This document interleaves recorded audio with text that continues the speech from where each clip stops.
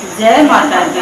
आज मैं बहुत प्यारा सा माता रानी का गीत सुनाने जा रही हूँ। उम्मीद करती हूँ हमारा ये गीत आप लोगों को बहुत अच्छा लगेगा। अगर अच्छा लगे तो लाइक शेयर सब्सक्राइब जरूर करिए और कमेंट करके बताइएगा कि हमारा माता रानी का गीत आप लोगों को कैसा लगा। जय माता दी।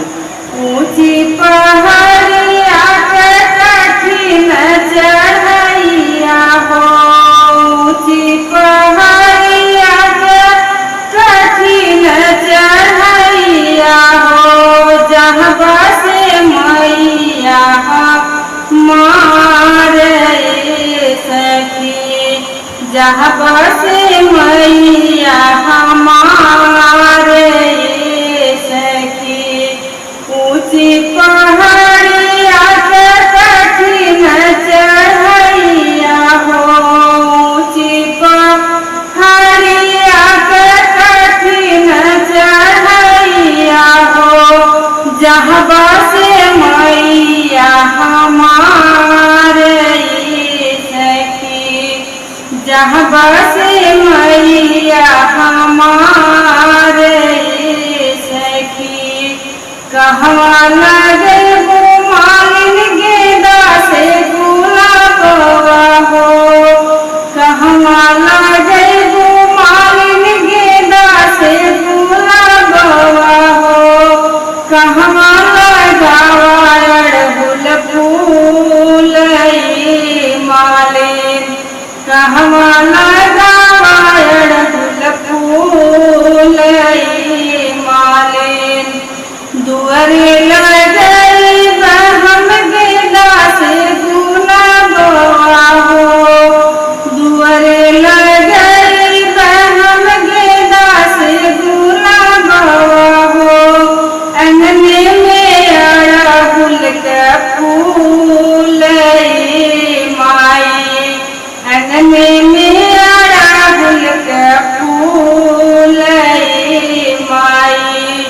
ऊंची पहाड़िया पे कठिन चढ़ैया हो, ऊंची पहाड़िया पे कठिन चढ़ैया हो, जहाँ बसे मैया हमारे सखी, जहाँ बसे मैया हमारे सखी।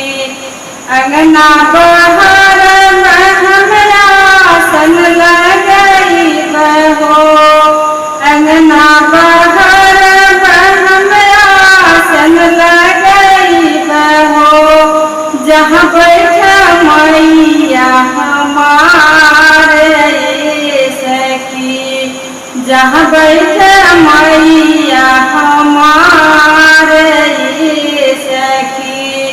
ऊंची पहाड़िया पे कठिन चढ़ैया हो, ऊंची पहाड़िया पे कठिन चढ़ैया हो, जहाँ बसे मैया हमारे सखी, जहाँ बसे मैया हमारे सखी।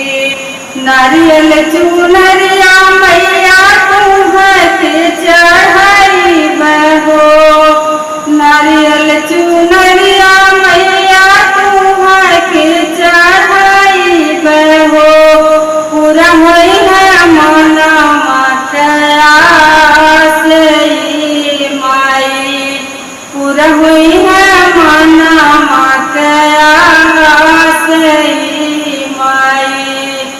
ऊंची पहाड़िया पे कठिन चढ़ैया हो, जहाँ बसे मैया हमारे सखी। ऊंची पहाड़िया पे कठिन चढ़ैया हो, जहाँ बसे मैया हमारे सखी, जहाँ बसे मैया हम